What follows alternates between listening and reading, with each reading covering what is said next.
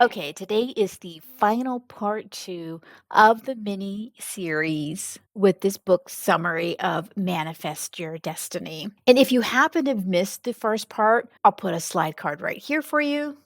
Or go ahead and continue watching, and I will do just a quick recap on the prior principles for you. Here, I'm going to go into the other 6 of the 9 principles with a deep dive in one of the sections. And then finally, at the end, we'll give some examples from Wayne Dyer himself doing these meditations. So, this is going to be a real treat. So, that next question might be, what does empowerment and manifesting have to do with one another? And empowerment provides that foundation for successful manifestation. And the best way to remember that too is COB, which is confidence in the actions, overcoming the obstacles, and the belief in the possibilities. That's what the empowerment does for the manifestation. Welcome to Mindfulness Monday, here to give you an empowering start to your week in a quick, impactful, and enjoyable way. Now let's dive in. Principle 1, become aware of your higher self. Principle 2, trusting yourself is trusting the wisdom that created you. Principle 3, you are not an organism in an environment, you're an environmental organism. Principle 4, you can attract to yourself what you desire. Principle 5, honoring your worthiness to receive. Now, principle 6, connecting to the divine source with unconditional love. This principle creates an awareness of significance of accepting your manifestations with absolute love. Principle 7, meditating to the sound of creation. This principle gives you the tools for vibrating yourself to the very sounds that are in the world of creation. These are the tools for attracting and manifesting. Principle 8, patiently detach from the outcome. This principle emphasizes the need for removing demands and becoming infinitely patient. And finally, principle 9, reacting to your manifestations with gratitude and generosity. This principle teaches the value of taming the ego and being thankful and in service to others with your manifestations. Now, let's get back into principle 7. We're going to deep dive on that one. Meditating to the sounds of creations. There are really some fascinating points in this. One of the major point is how sounds have power. This next point is fascinating. The magic of the sounds of creation and the word God. Something I found that was wildly interesting is how the word God has the same sound that is in virtually all of the names for the original creators. Now, I'm going to kind of break that down a little bit. So, notice the same sound with all these different creators: Ra, Krishna, Buddha, Jehovah, Allah, Yahweh, God. Did you notice that similar sound? Ah. So think about that. Ra, Krishna, Buddha, Jehovah, Allah, Yahweh, God.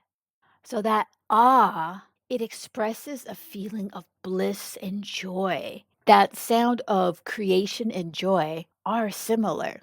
Now, there's a second sound of which is manifesting. It's the Om sound. The Om is the expression of gratitude for all that you've manifested, and you might start feeling how you and God are on one team. So, part of doing the sound meditations, you're going to want to place your attention on your root chakra. And I'll see on this chart here, you can see where that root chakra is based at. And then moving your attention up to the third eye. Again, utilizing the picture right here for you to see where that third eye is located. And when you are doing the meditation, you're going to do for 1/3 of it out loud. So you'll be very just loud with it. Then for the next third is going softer. And then finally, that final 1/3 of the meditation, that will be in silence. Another component of this is while you are doing the morning sunrise, that first 1/3 of it, you want to picture in your mind what you'd like to create or manifest without being attached to how it will surface in your life and without doubt. And then that second 1/3 is focused on sending out that creation energy and feeling of your desire manifesting. So again, when you're doing that second, third one, that's when you're going to go softer with saying it out loud. And finally, that 1/3 of that awe, again, while you're in silence, you're going to keep the attention of feeling gratitude that you've already experienced for having the manifestation. Now, while you're doing the evening or the sunset meditation, your thoughts will be, oh, thank you. Thank you to the universe, the intelligence that we call God, for all that has manifested in your life. The main focus for this the whole time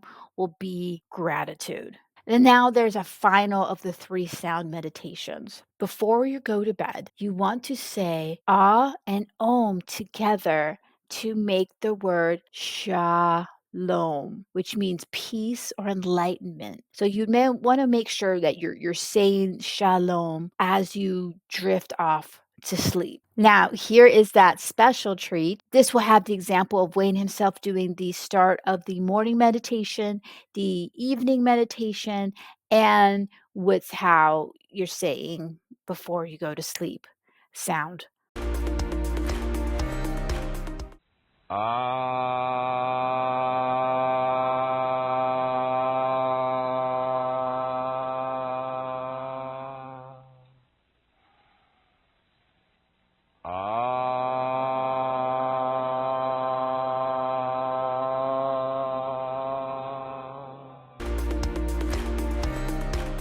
It's the sound of Om. Taking a deep breath. Om.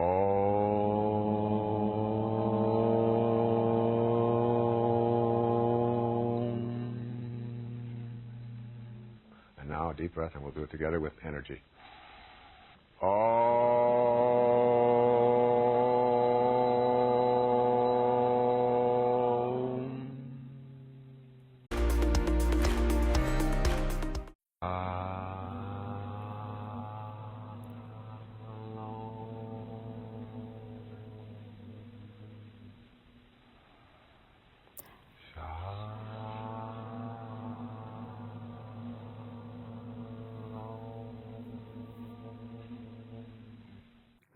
Alrighty, well, I hope you dug this mini series and feeling all fired up to manifest your dreams now, right?